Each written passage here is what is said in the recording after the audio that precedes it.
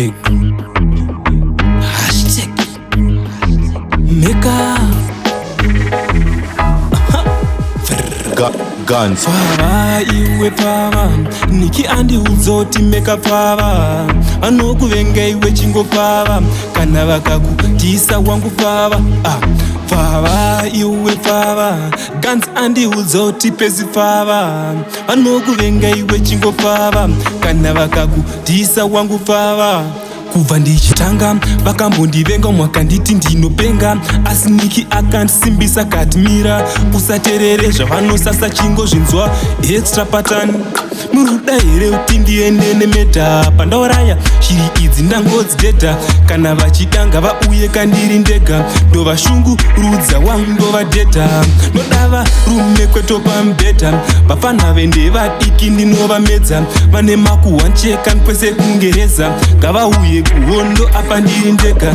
Niki atimira usambovakwata, ende uri kumhanya ngoma dzako vane daka, ukangotevedzera zvanoda mheno hako chita wakapava chivatarisa pavanovenga ita izi wedzikamisa hana ndezvekwavo zvavanosasa vanopenga vana venganga ava vafanwa nokuvenga ugarata pava wangu ndokubvatabaya.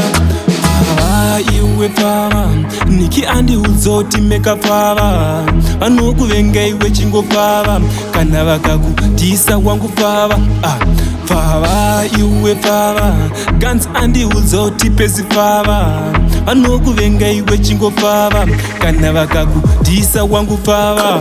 Handisiwo sepa ndiri chipanga, wani mwana wamaplan anovaranga, vanondisaiza mustreet vanopenga, ndovafana vaifamba chiti ndinopenga. Ndevekuwanza pamuromo wangu ndikuudze, vanofunga vanganise ndinovanyudza, level rakakwira kugara ndikavaudza, vaimboti ndopenga pano ndinonyudza.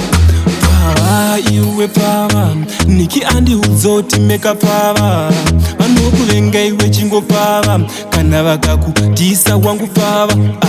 Pava iwe pava, Guns andi udzoti pesi pava. Vanokuvenga iwe chingo pava, kana vakakutisa wangu pava.